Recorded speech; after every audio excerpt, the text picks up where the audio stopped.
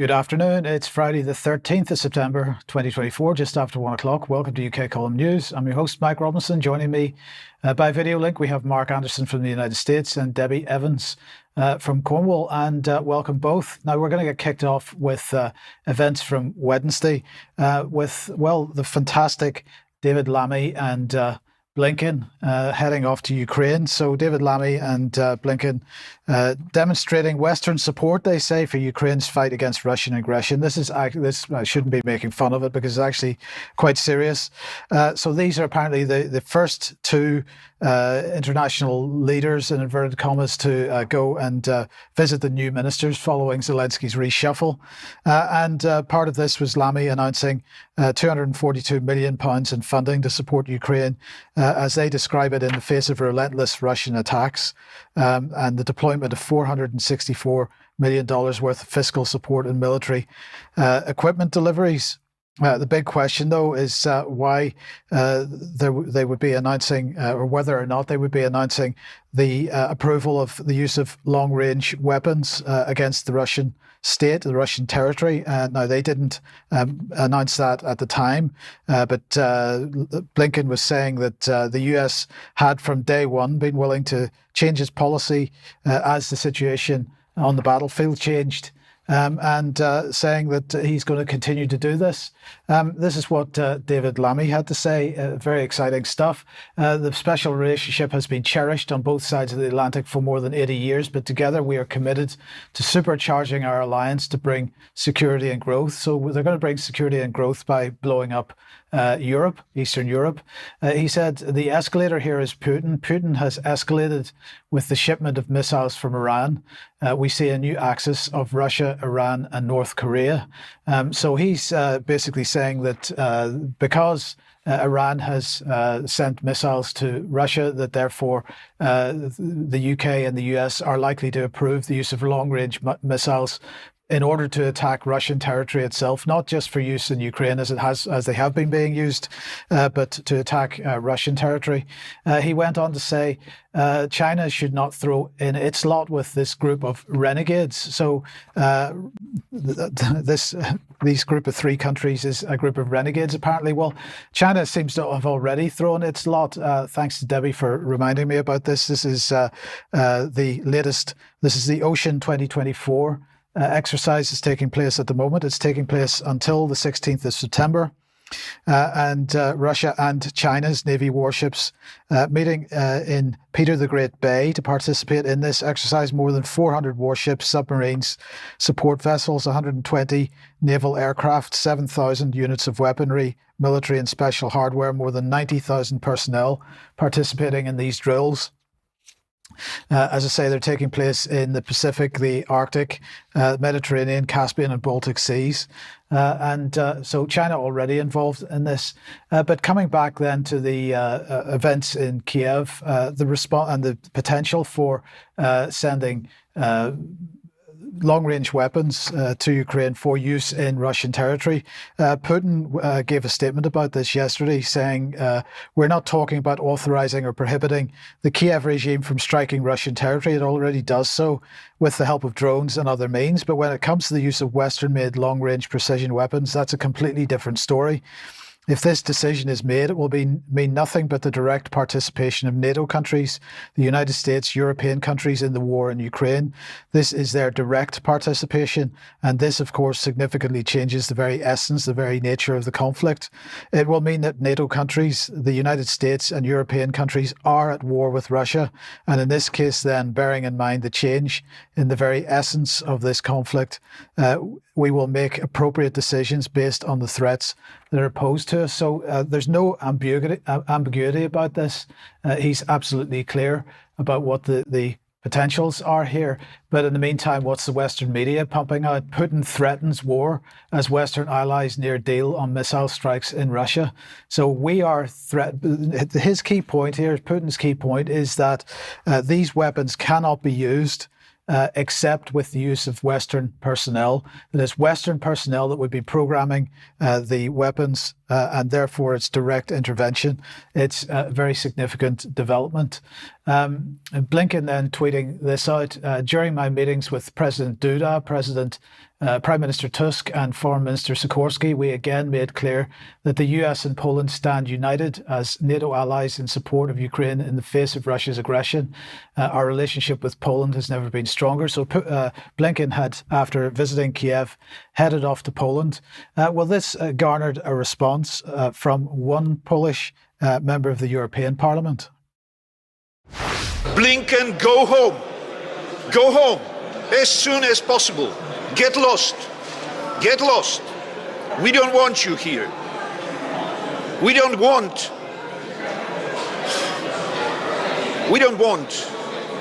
Polish people paying and dying for your wars.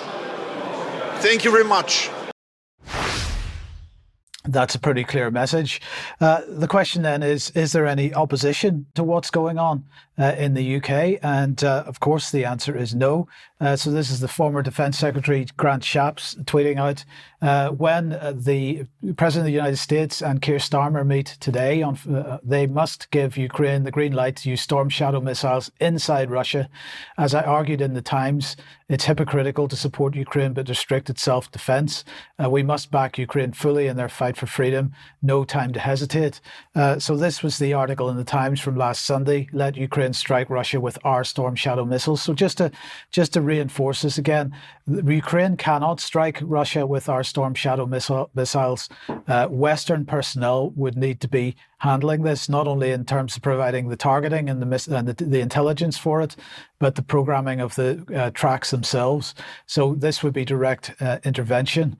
Then, in the meantime, Sikorski, who we've just mentioned, who's the foreign minister in Warsaw, published this, or at least was reported in the Telegraph in an interview with the Financial Times, saying Poland has a duty to shoot down Russian missiles over Ukraine. Now, this is a situation that Poland has been discussing over the last few weeks, whether or not it would fire anti-missile missiles from the Polish side of the border into Ukrainian airspace in order to shoot down Russian missiles. But unfortunately, Mr. Sikorski was caught out, as many other Western leaders have been, by Vovin and Lexus a couple of days ago. And he said this about the question of whether missiles should be shot from the Polish side of the border. If we will lose some control, could you help us? And as I know, if Macron agreed, if the UK agreed, could you join the team? My prime minister would be very reluctant to do it. You know, we are discussing at the moment the shooting down of Russian cruise missiles over your airspace from our airspace, you know, without entering into your territory. And even that, at this stage, is very, very controversial. And there is no agreement for that, because it would be joining the war. So, first of all, an acknowledgement that Putin is right. That would be joining the war. And that's not even talking about long-range weapons. But the other point is here, there seems to be a bit of a difference in the narrative being presented by this man whenever he's speaking to Western media and whenever he thinks he's speaking to somebody who's within the Ukrainian regime. It's unfortunate he get caught out there. And then just finally on this, since, of course, one of the big discussion points is election interference by Russia. The Russian and foreign intelligence agencies are claiming that the West, and particularly the United States, are going to be interfering in the upcoming Georgian elections that are taking place at the end of October. And they're basically suggesting that there's going to be quite a lot of attempts to bring people out onto the streets to overthrow the current Georgian government, which, of course, takes a relatively pro-Russian position. So that's the situation at the moment. It's very dangerous, particularly if we're looking at ramping up the situation with long-range weapons into Russian territory itself. But Mark, let me welcome you to the programme and bring us up to date with what's been going on with the election campaigning and the recent debates. Mike, I'll say at the onset here that what's going on in Georgia is strikingly reminiscent of what happened in Ukraine 10 years ago when the U.S. interfered and overthrew a pro-Russian leader in Ukraine itself, something we can maybe expand on an extra. Anyway, September 10 at the National Constitution Center in Philadelphia, Pennsylvania, ABC News / public television Trump-Harris debate took place. This is a picture kind of reminiscent and emblematic of how Harris responded to Trump's very straightforward, somewhat more simplistic style of speaking. She winced and smiled and smirked at him many, many times. It was kind of entertaining in its own way. But moving on from there, these are some of the key talking points, though not all of them. Freewheeling Trump, who's used to wide open rallies and less regulated venues, was not really in his element at this thing. It had tight speaking timeframes, no audience. He loves an audience, and facing inherent media bias. Former Senator Kamala Harris, of course, she's used to speaking in regimented ways on the Senate floor. And as a former AG of California, she explained her views somewhat more clearly than Trump. She managed to get under his skin, put him on the defensive. Therefore, he went off into tangents and got a little overly repetitive while commenting on certain topics he perhaps should have avoided. Trump strongly stressed Kamala's position on immigration, carrying over as Biden's vice president, and saying that that would open up the U.S. to dangerous criminal elements that apparently are gaining strength. So he's saying a Kamala Harris presidency would be Biden on steroids in terms of an open border.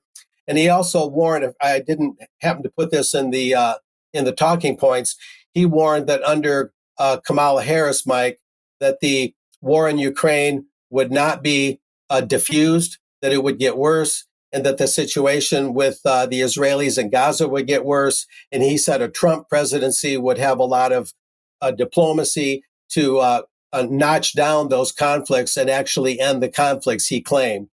So some interesting things there. And we'll move on. An American Free Press headline, your town next. What would you do if 20,000 poverty-stricken immigrants were dumped in your backyard?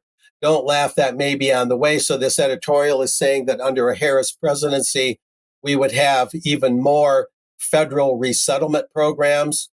And a couple of talking points, DC insiders, including ultra-liberal Dem politicians, allied media, et cetera, have been making a mockery of genuine citizen concerns about mass illegal immigration, free trade policies, et cetera. In addition, towns like Springfield, Ohio, already decimated by trade deals like NAFTA, whose citizens are the new migrants, very ironic, are then burdened with federal resettlement programs of foreigners. In this case, 20,000 Haitians have been resettled in and around the former industrial powerhouse of Springfield, Ohio. And very interesting there. Meanwhile, Kamala Harris, of course, really attacked Trump, saying he's an insurrectionist, he's a felon, and that he tried to overturn the election. Ironically, we're talking about Georgia elections overseas and Georgia elections in the United States. In the swing state of Georgia, one day before the debate, the irrepressible Garland Favorito of voterga.org, he gave a press conference, the truth about Georgia's state election board. The powers that be in the state of Georgia are trying to prevent VoterGA from exposing the fact that the 2020 election in that swing state was indeed stolen and that Trump really did win that state. And so kind of ironic juxtaposition there where these programs are being suppressed by the media. And yet, if they were more widely known, like we're trying to do right now, then it would be very obvious that Kamala Harris was making very empty allegations about Trump, saying that he's an election thief and things like that. So much more could be talked about, but the debate, I think, showed that Trump, while he had a more forceful way of speaking, tended to be, again, more repetitive. He tended to be a little more simplistic. He got off on these tangents. Some people believe that it weakened his position for the election and that he may have lost swing voters, undecided voters. And that, after all, Mike, was supposed to be the target audience, not the Trump faithful, but the undecided voters And a lot of Republicans, and even including RFK Jr., who's a new Trump ally, you might say, all of them kind of believe more or less that Trump lost the debate and failed to address those swing voters, those undecided voters. But the Trump campaign is bouncing back. They're doing lots of new rallies, things of that nature, Mike. And so it's going to be an interesting race, although it's rather regrettable. And I went to that conference a little over a year ago for UKC in Austin, Texas. It's rather regrettable that we still have this duopoly system and that all we have to choose from is President Trump and Kamala Harris. It's ballot access laws keep alternative candidates off the ballot. You have both parties that keep alternative candidates out of the debates, including RFK Jr. Even a Kennedy couldn't qualify to be on the debates. So it's a really rigged system here, Mike. But nevertheless, that's what went down. Those are the main talking points. And perhaps next week, there'll be a little more of the aftermath of that debate. So back to you. I do apologize. I was muted there. It's the same here. Exactly the same situation with people being limited from taking part in hustings and getting time on TV and so on. Basically, the BBC's policy is, for example, that the amount of time that you get, the amount of airtime that you get as a candidate is directly proportional to the popularity of the party that you are a part of. So if you're an independent, you get almost zero. By almost zero, I mean a matter of a few seconds. But if you're a Tory or a Labour party candidate, then of course you're getting all the time. So there is no prospect of any kind of serious opportunity to overturn the order in the country. So thanks for that, Mark. Now, Debi, let's come over to you then and bring us. We're introducing the youngest peer, the youngest member of the House of Lords. Who is she? Well, yes, good afternoon, everybody. And that's a very good question. And this was a rabbit hole that took me to a warren, actually. So let's look at the London Economic, which announced that Boris Johnson is going into business with Steve Bannon, Charlotte Owen, and a Uranian entrepreneur. And this came from an original report from, I do apologise if I don't pronounce her name correctly, Carol Cadwaladra, who's a journalist for The Observer, who noticed this. And the article goes on to say that the Right Honourable Alexander Boris de Pfeffel Johnson was added as a director and co-chairman of the energy transition company Better Earth, which will work with national government, and it's based in Sevenoaks. Now, this is interesting because this was added to Companies House on the 1st of May 2024. So just keep that date in mind. I'm not going to go into detail on Better Earth. I'm just going to show you their website. They're very much into solar energy. I'm sure we'll be doing more newses on this in the future. But this isn't the first time that Boris has been interested in Better Earth. And I just want to take you back to an advice letter of a business appointment that was announced UK Gov, which said that Boris should not be involved in anything to do with Better Earth for 2 years after his term as Prime Minister or as a minister. And he shouldn't give advice on matters that don't conflict. Well, according to my records, Companies House, that was the 1st of May he was appointed. He didn't resign till as Prime Minister until June, I think it was, 2022. So it's not quite 2 years there. So a little bit of a discrepancy. But anyway, who's Charlotte Owen, you might ask yourselves? Well, Charlotte Owen is indeed now a peer. She's the youngest life peer that Boris has recommended. She was a senior parliamentary assistant, a SPAD in a sense. She's only been in Parliament 5 years and 8 months, I think it is.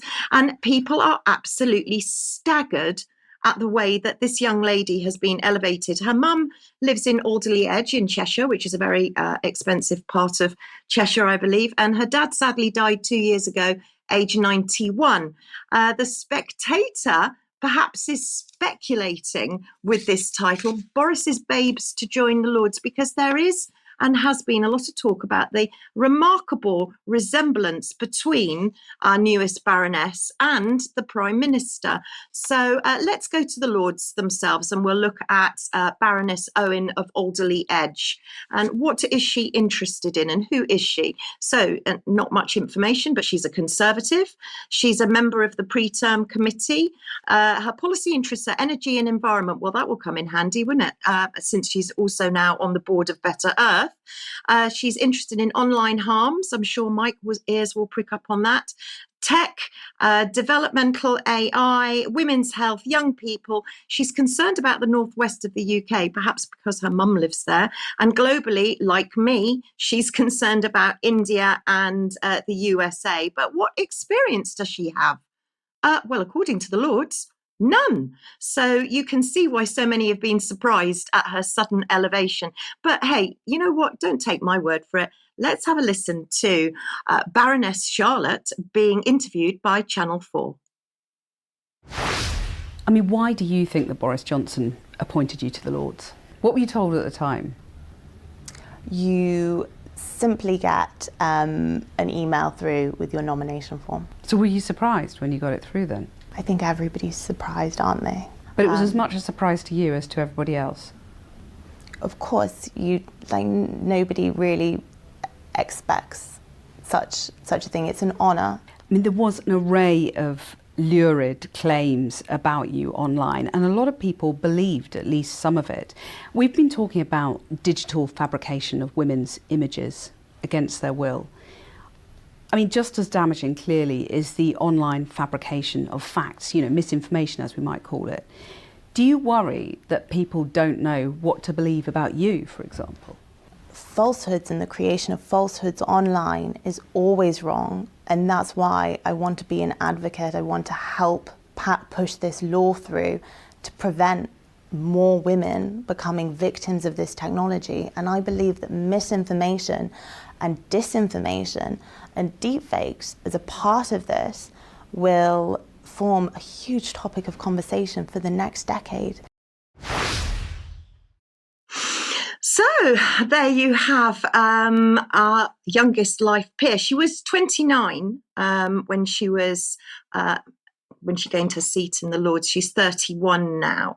But she's got some areas of interest, actually, that I share too. So when I went to look at what debates she'd taken part in, here we've got one on the NHS app, medical records, and this is the rabbit hole that I was explaining that led me to a rabbit warren, and in our second segment you'll see why. And she's also been talking about tackling spiking, and I just want to remind everybody that these are two areas that I've been looking at intently, and on UK Column website you will see my hypothesis on the word spiked, because it's also coming up for more legislation. It was talked about in the King's Speech.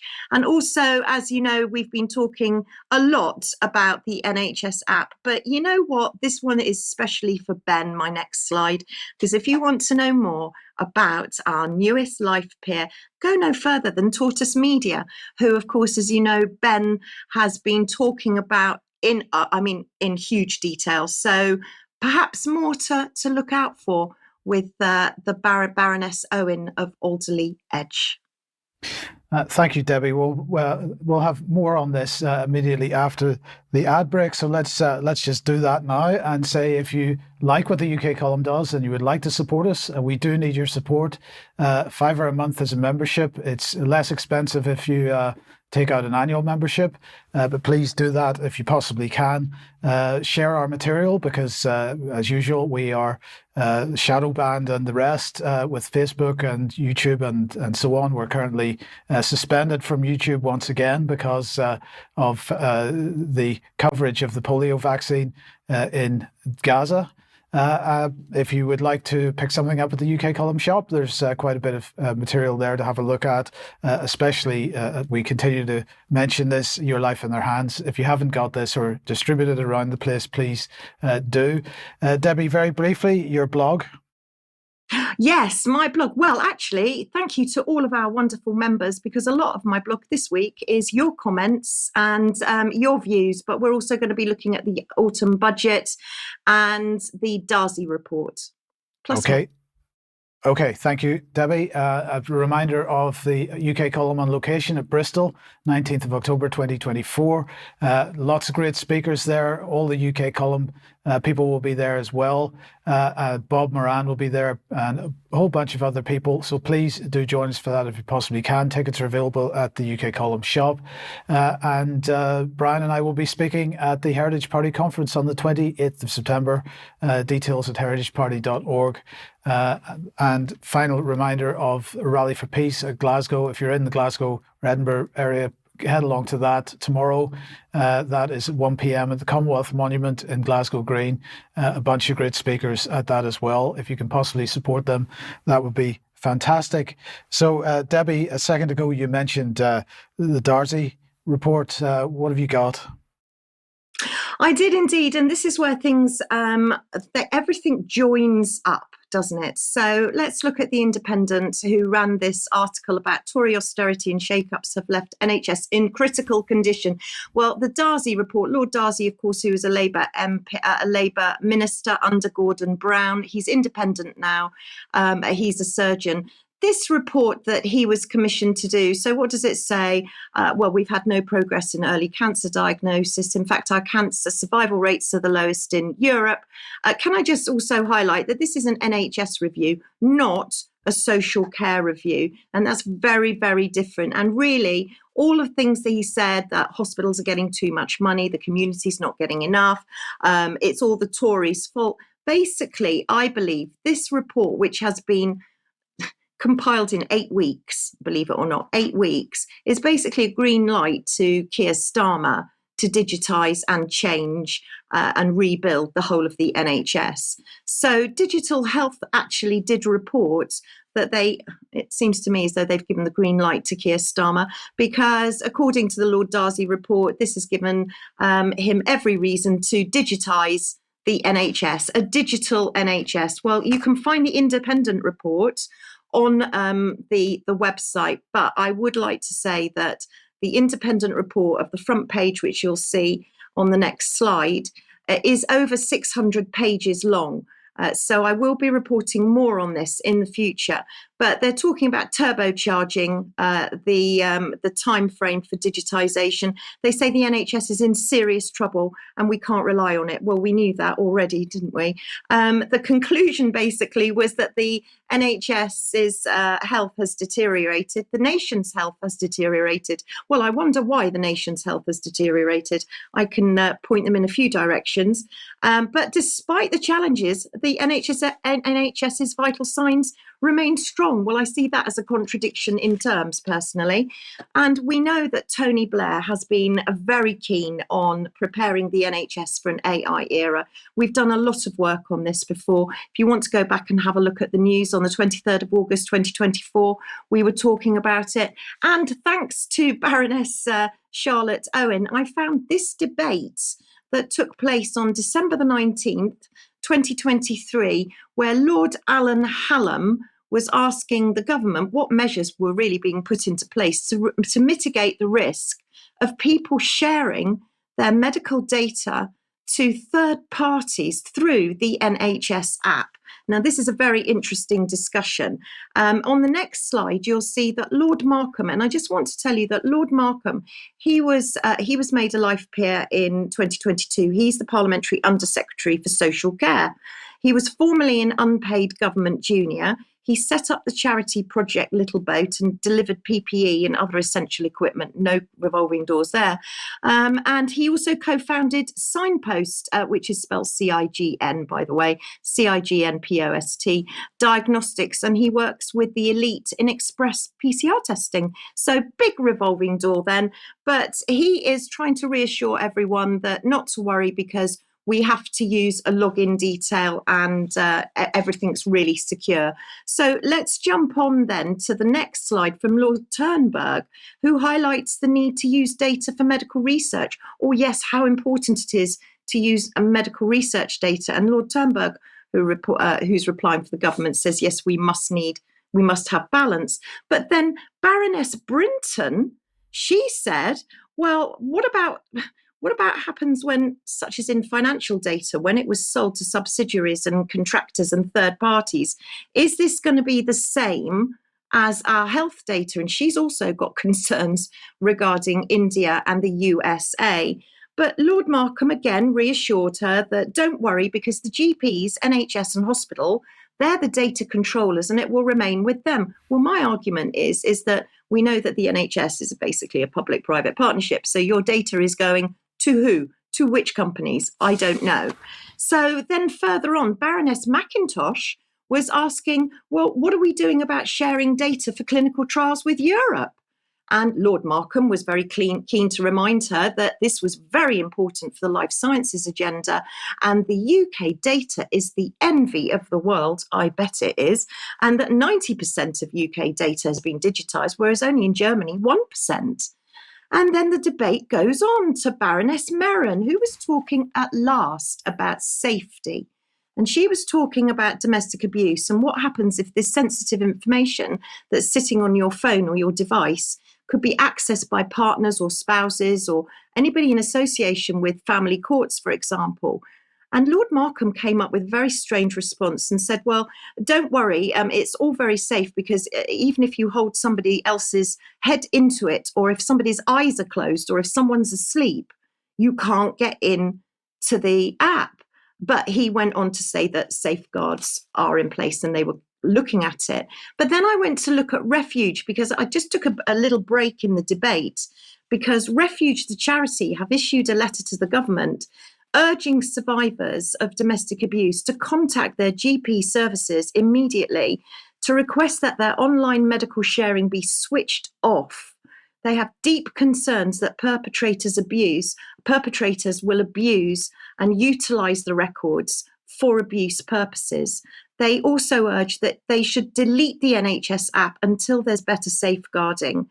And I would say to all members, actually, if you're a member, tune in for extra, because we'll be talking a bit more about this, because it seems that Hertfordshire Partnership don't appear to have received the memo, because they've actually launched their own app called We Protect for victims of domestic abuse. But quite clearly, this opens up a huge debate on how sensitive is your data, and if you're elderly, for example, and carers, who gets access to your medical records. So back to the Lords, and we'll go and see Baroness Bull this time, who's making the point of, if you have private medicine, do your private medical records get integrated into this whole digitisation of medical records? Because what if you need A&E care? What if you've been abroad for surgery, perhaps? What if you've had private medical care and that's not in your records? How does that equate if you need accident and emergency, which is an NHS service?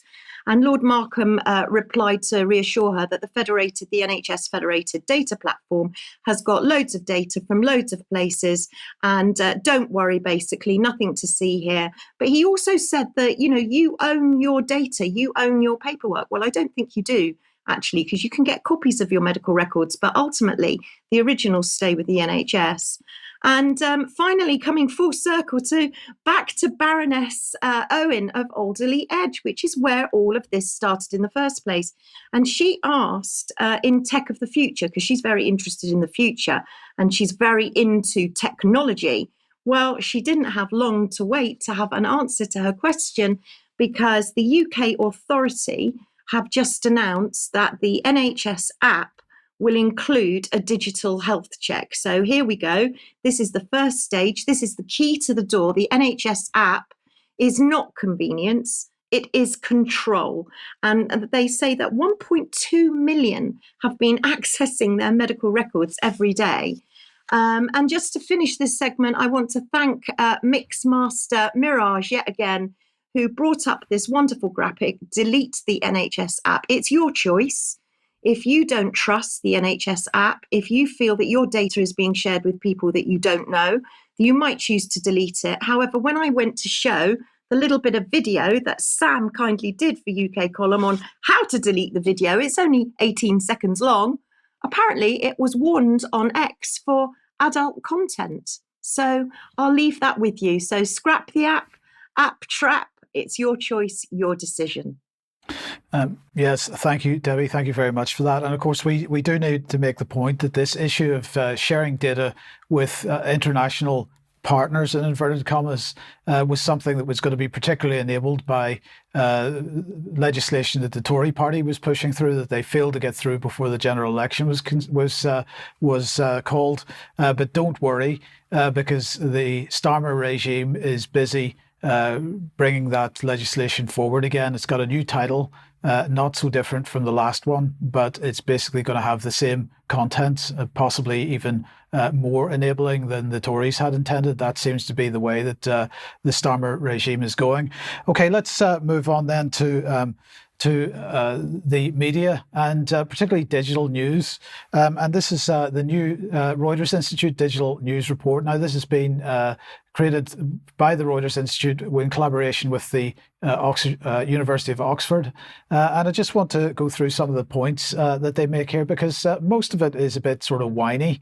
But let's start off here. In these troubled times, a supply of accurate, independent journalism remains more important than ever. And yet many of the countries covered in our survey, we find the news media increasingly challenged by rising mis and disinformation, low trust, attacks by politicians, and an uncertain business environment. So some of this is good news, because the corporate media finding things extremely difficult in many, many countries around the world. And of course, whenever they talk about the rise of mis and disinformation, what they mean by that is the challenge of the rise of the truth. But anyway, we move on. They say our country pages this year are filled with examples of layoffs, closures, and other cuts due to a combination of rising costs, falling advertising revenues, and sharp declines in traffic from social media. Mark, I'm going to just ask you for comment here, because I'm interested to know what the situation in the United States is with respect to closures and layoffs and whatnot. But I'm also fascinated that what this report is clearly stating is the mainstream corporate media is starting to see the same type of restriction on reach that perhaps alternative media has been experiencing over the last few years for various reasons that we'll come on to. But what's the situation in the States with respect to layoffs and closures? It might not be quite as dire of a situation, but it's happening in Canada too. There's all these claims that smaller newspapers, smaller TV outlets, radio, are experiencing a news desert. A news desert is resulting because so many of these things are either hanging by a thread or these entities are going out of business. Therefore, to fill the void, we need more of the legacy media's content. We need more of the mass media cartel style of news. And nothing could be further from the truth. What you said is spot on, Mike, that truthful alternative media like ourselves, we don't have to hesitate in saying that, are gaining ground, maybe not always as fast as we'd like, but they're beginning to feel the pinch. So they have to label it mis and disinformation so they can kind of divert people's attention from what's really happening. And it's just a question of whether Congress in the US and the Canadian government will act to bail out or save these entities.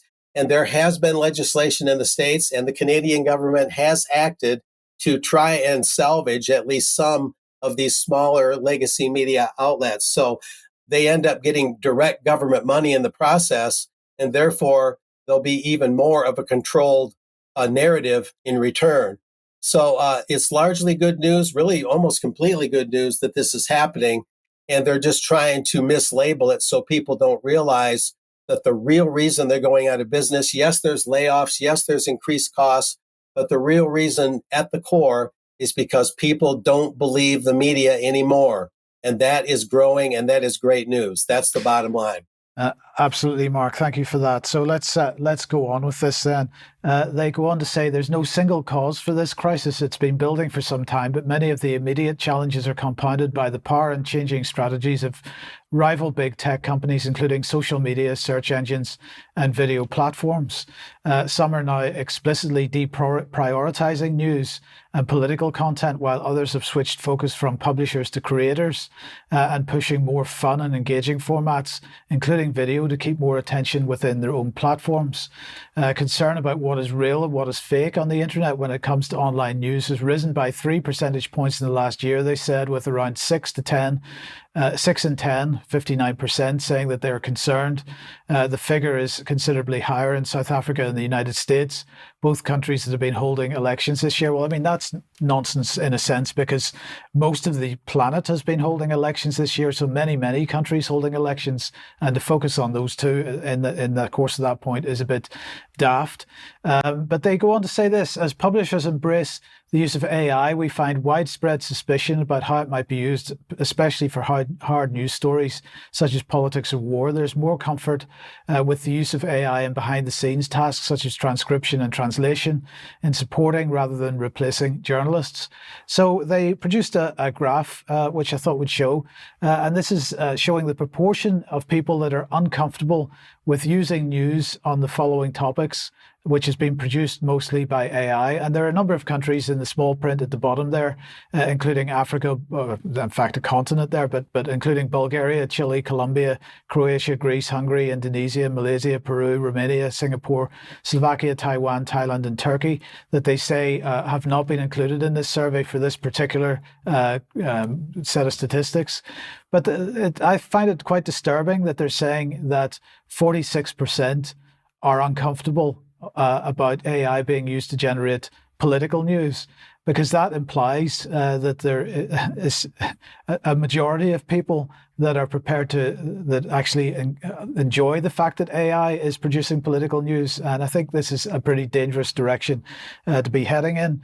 And then finally on this, I just want to show the proportion, because Mark was talking there about trust, the proportion that trust news most of the time, and just looking at one particular region, which is Northern Europe, and we find the UK at the bottom of the list, with only 36% of the population trusting most news most of the time.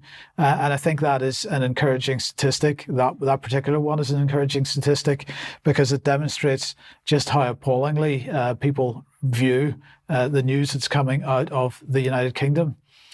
Mainstream news, because they're not talking about alternative news in these statistics. But Mark, let's head back to the United States and the Chicago Council on on Global Affairs. Sorry.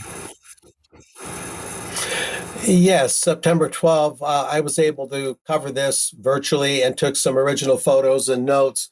Trade War 2.0, question mark. The 2024 election and the global economy was the program. A couple of speakers and a moderator.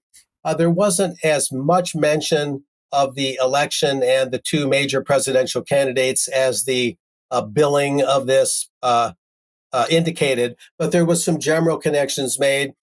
Quickly, this is Carl Friedhoff. He's the Marshall Boughton Fellow for Asia Studies. He was the moderator.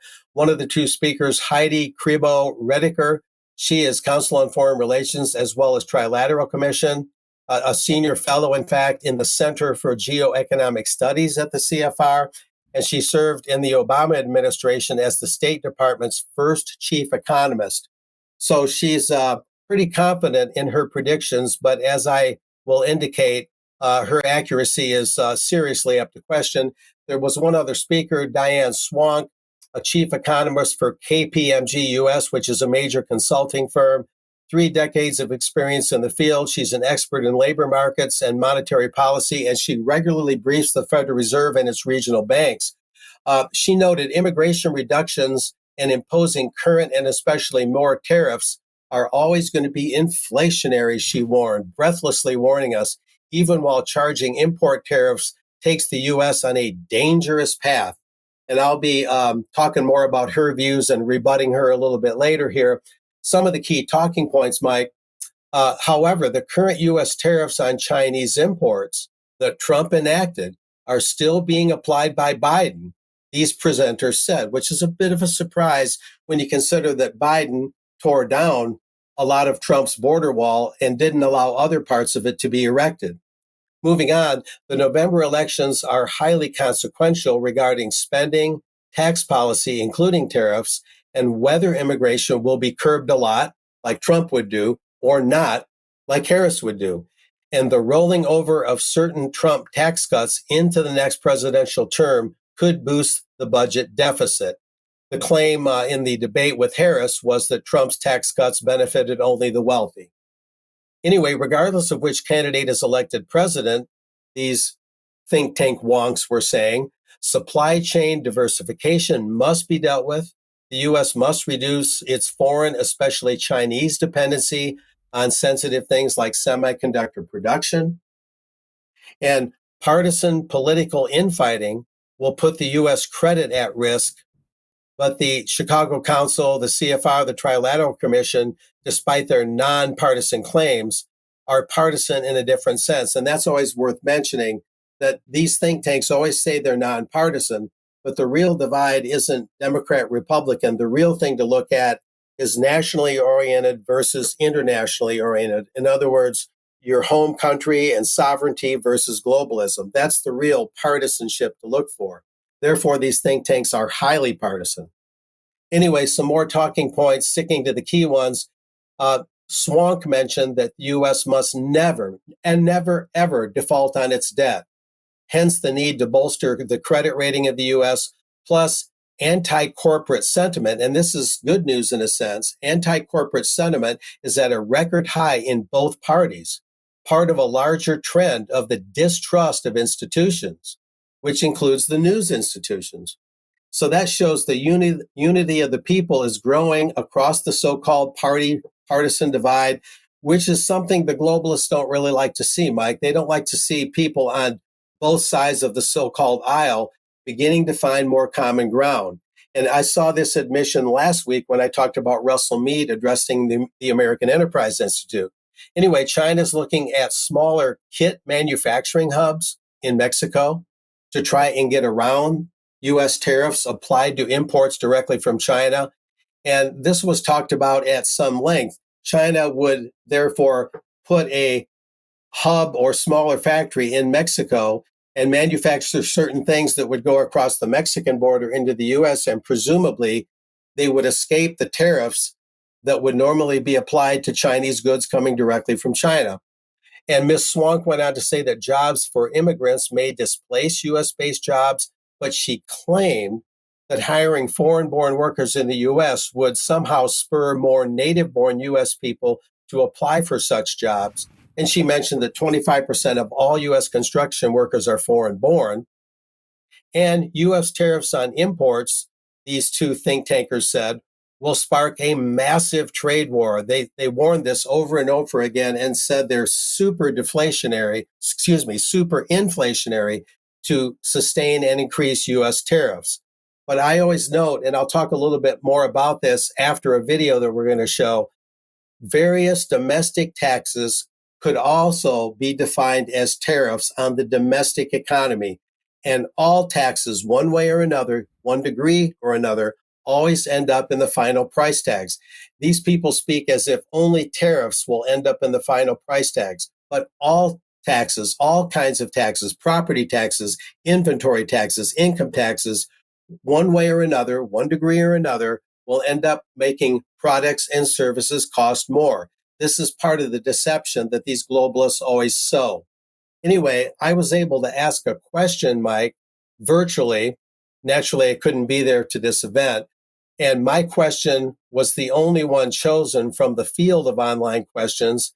And I asked this, and we'll look at the video that will accent this even more. I asked, are tariffs really so bad? Doesn't a degree of protection grow our industrial base and generate needed revenue to rebuild U.S. infrastructure and boost, for example, semiconductor production domestically? And if you're ready, we can show a video where the moderator asks my question, and then we hear this rather windy, circuitous answer from Ms. Swank on this. So we can fire that up if you're ready. Well, let's take a question from online. I think this is one that we've been talking a lot about: industrial policy, tariffs, and there's a question here that in general we've said that they're inflationary, that they could spark a trade war if they're done at high levels. This question from online: are tariffs really so bad? Doesn't a degree of protection grow our industrial base and generate needed revenue to rebuild U.S. infrastructure and boost semiconductor production domestically? Diane, how would you respond to this? tariffs are not the most efficient way to do that. I understand there's a gap between what's economically efficient and what is best in terms of optimal for security issues. That said, the way tariffs work is that we pay them. And, we know when we tariffed, was it washing machines? They went up in price, but so did dryers. And they weren't tariffed because they're sold together. And consumers paid all of that. Now, some of the more recent research shows that also producers paid a lot of it in the United States. But instead of expanding the economy, it's a tax. And, it's sort of, this idea that the other country pays for it is not the case. Now, it's a tax designed to change our behaviors so that we don't buy certain items.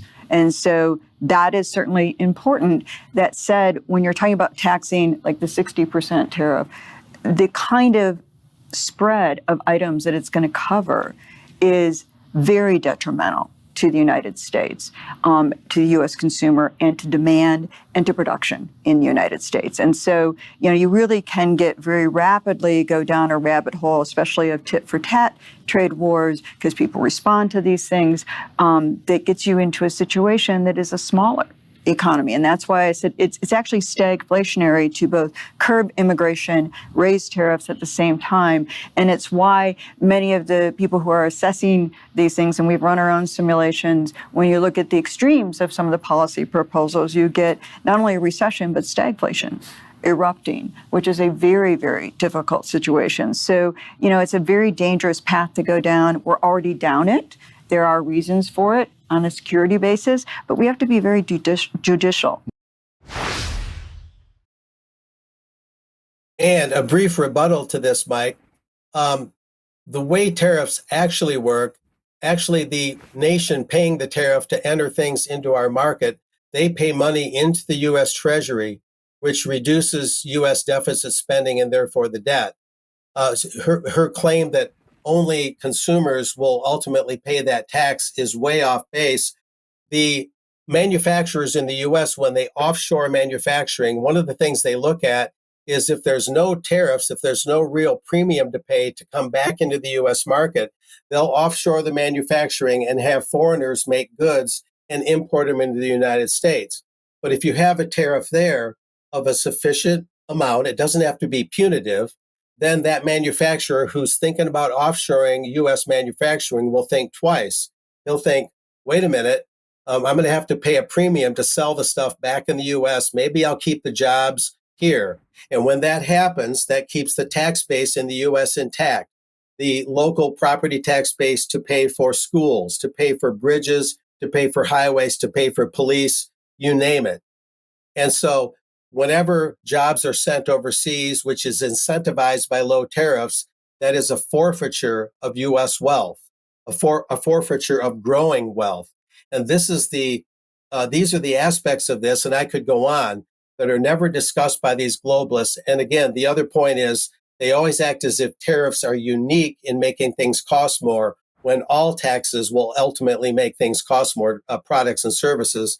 And it's just something where you never get the full story. And but it's very important to outline what these people are saying so you can rebut them and get the full story out there. But at least they allowed the question to be asked. So we could elaborate a little more on UK column today. So back to you, Mike. Okay, thank you, Mark. Yeah, I'm sure we'll talk a little bit more about that in extra.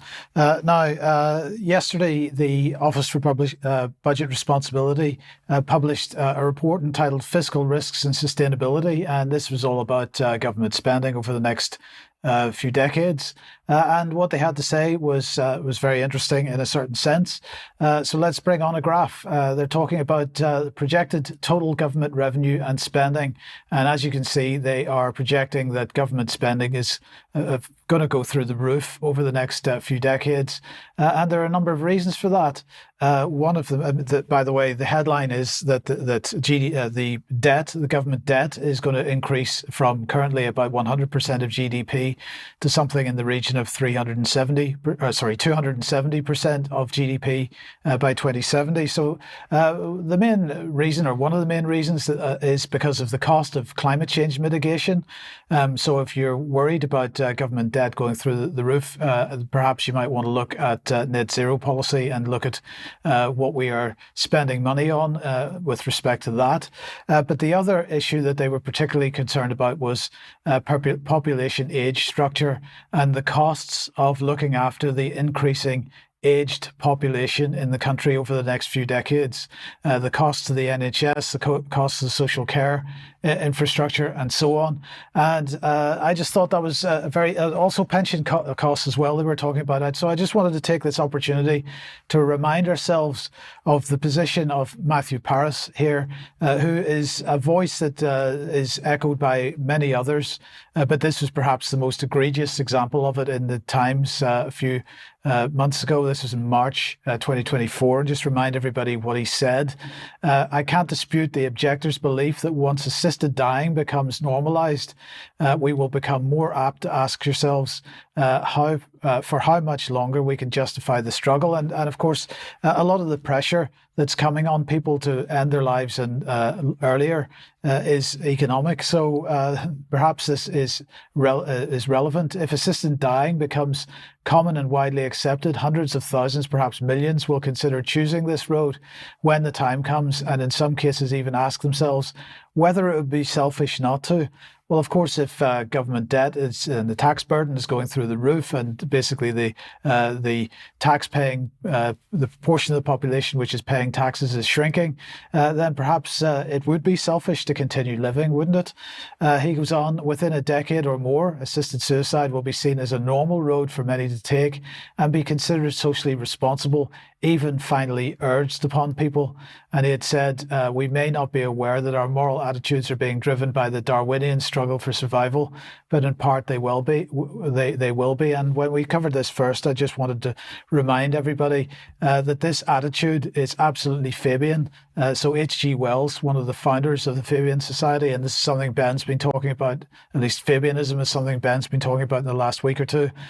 Just remind everybody of his attitude to this, that the method that must in some cases still be called in is death, the merciful obliteration of weak and silly and pointless things. Future humans will naturally regard the modest suicide of the incurably melancholy or diseased or helpless persons as a high and courageous act of duty rather than a crime. And I just see that, again, looking at the direction of travel here, Debi, I'd be interested in your thoughts on this. But looking at the direction of travel, it's very, very clear that as the country gets into a more tricky situation with respect to the way that the age breakdown of the population develops and the debt burden that places on the country as a whole, the pressure to perhaps end our lives a little bit early is only going to increase. Yeah, indeed. And to be honest, I was very interested in your H.G. Wells reference because one H.G. Wells reference that I hadn't heard of was Humans in the Year Million. And if anybody hasn't seen it, perhaps we'll bring on a trailer, maybe on another news. But assisted dying, so medicalising death, bullet points, medicalising death. We're looking at MAID in Canada, so we're probably going to be following on from Canada. Citizens' jury have just pushed it forward. Who's on the citizens' jury? C40, mayors? What are we looking at? Also, clinical frailty scores. So when's going to be our expiry date as deemed by our doctors or perhaps artificial intelligence? Are we going to be coerced into death? And are we going to be seeing not science fiction, but science fact, Logan's Run? I don't know.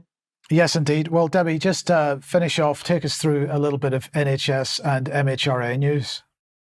Right, so very quickly, so who have we got chairing our new Health and Social Care Committee? Well, who better than Layla Moran? And you ask yourself, well, what's her experience? Well, she's a maths and physics teacher, which doesn't seem very relevant. Her mum's a Christian Palestinian from Jerusalem. Her dad was a diplomat and economist, and a EU ambassador to Egypt. She has got experience in health. She was getting very depressed, and apparently she puts it down to obesity. So she had a stomach stapling operation, so she knows about that. A few other little facts about her. She was arrested for slapping her boyfriend during a Lib Dem conference. She was charged with domestic violence, but the charges were dropped. And since then, she now identifies as pansexual and is in a relationship with Rosie Cobb, who's the Lib Dem press officer. So that's who's the chair of our Health and Social Care Committee.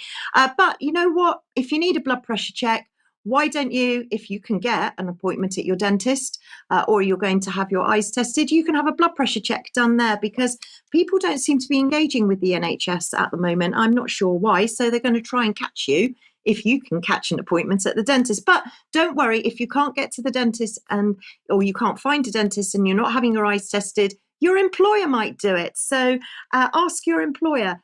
The Standard brought out this story. If you're in the building, trade, hospitality, transport, social care sectors, they're all going to record information about each of your risks as to a heart attack or cardiovascular. So maybe I'll be coming to you, Mike, for my health check. Who knows? And the MHRA have been getting giddy on giving back to school advice, and who better than to trust than Alison Cave, who's still refusing to talk about vaccine serious adverse reactions, but still very keen to tell parents to go and get their children jabbed, because it is to make sure they are as safe as possible. I say that with tongue in cheek. Staying with the MHRA, we did report on this way before the MHRA did, but men taking sodium valproate do increase the risk of neurodevelopmental conditions in their children. Now, we reported on this, even though this was published on the 5th of September, we were reporting on this from the board meeting back on the 23rd of January 24 in my blog, and on the 19th of January in the news. So you can always catch things on UK Column News first. And a quick to finally stop press. I hope you're coming to the MHRA board meeting with me next week, 17th of September, but time's been changed, don't know why. Maybe it's Dame June's last, but 9 o'clock till 11:30 new time. Will there be a special announcement? We'll have to wait and see. Yes, indeed. Okay, thank you very much, Debbie. We would need to leave it there for today. Thanks to everybody that's joined us, and thanks to Debbie and Mark for taking part. If you're a UK Column member, stick around. We'll be here for extra in a few minutes' time. Otherwise, have a great weekend, and we'll see you on Monday. Thanks for joining us. Bye-bye.